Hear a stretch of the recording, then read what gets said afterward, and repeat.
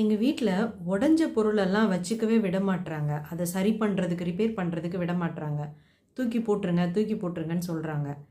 இந்த மாதிரிலாம் அப்படி தூக்கி போடலாமா? உடஞ்ச பொருளை வைக்கக்கூடாதா? அது தரித்திரமா? தரித்திரம்னு யார் சொன்னாங்க? எல்லாம் இந்த ஜோசியர்கள்லாம் நிறைய யூடியூப்பில் போடுறாங்க. அதை பார்த்துட்டு தான் வீட்டில் கேட்குறாங்க. வச்சுக்க கூடாதுன்னு சொல்கிறாங்களே, ஏன் வச்சுருக்கீங்க அப்படின்னு. அப்போ யூடியூப்பில் ஜோசியருங்க சொல்கிறத கேட்டு தான் அப்போ பிரச்சனை ஆகுது. ஓகே, இது பொருட்களுக்கு மட்டும் இல்லை, மனுஷனுக்கும் இருக்குது, கடவுளுக்கும் இருக்குது இந்த பிரச்சனை. ஒரு சாமி படம் வச்சுருக்கோம், கண்ணாடி ஒரு கோடு விழுந்ததுன்னா என்ன பண்ணுவாங்க? தூக்கி போட்டுருவாங்க. ஏன் கண்ணாடி வரைக்கும் மாட்டியா தந்து வச்சுக்கோங்க. நல்ல படமாக இருக்குது, நல்லா இருக்குது அப்படின்னா கண்ணாடி வரைக்கும் மாட்டிக்கலாம், இல்லைன்னா ஒன்றும் இல்லை. அப்புறம் ஒரு சிலை வச்சுருக்குறாங்க, அதில் கொஞ்சோண்டு பின்னமாயிடுச்சு, கை காலில் ஏதோ லைட்டாக உடஞ்சி போச்சு, தூக்கி போட்டுருவாங்க. இதெல்லாம் உண்டு. மனுஷாளுக்கு கை கால் உடஞ்சா தூக்கி போட்டுருவோமா? இப்போ மூணாவது இருக்குது, ஜடப்பொருள் ஒன்று, மனிதன், கடவுள், 3 லெவல் இருக்கா? ஜடப்பொருள் வந்தால் தூக்கி போட்டுறீங்க. உயர்ந்த நிலையில் இருக்கக்கூடிய இறைவனுடைய திருமேனி உடைஞ்சா தூக்கி போட்டுறீங்க. எப்படி?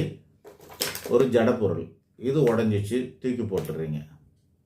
ஒரு கடவுளோட உருவம் இருக்கு, அது உடஞ்சிருச்சு, தூக்கி போட்டுறீங்க.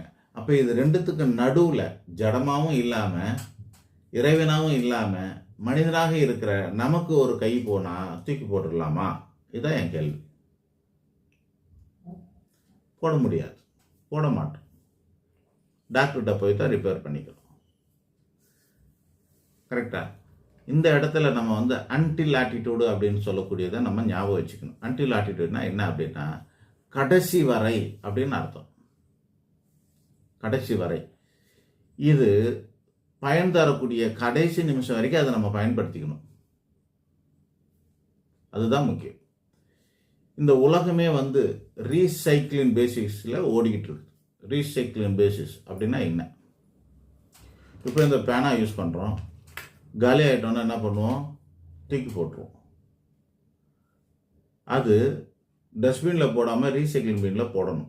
நாங்கள்லாம் 2 பின் வச்சுருக்கோம். இந்த பக்கம் ரீசைக்கிளிங் பின் இருக்குது, இந்த பக்கம் டஸ்ட்பின் வச்சுருக்கிறேன். நான் 2 பின் வச்சுருக்கேன். குப்பையில் போடுறது இதில் போட போகிறேன், இதெல்லாம் இந்த பக்கம் போடுவேன். அது ஒன்றும் பெருசாக காசு வராது. மொத்தமாக எடுத்துகிட்டு போனால் கூட 5 ரூபா 10 ரூபா கூட வராது ஒரு சேர்த்து வச்சு பண்ணும்போது. ஆனால் இது ரீசைக்கிளிங் பின்னில் போடுறதுனால என்ன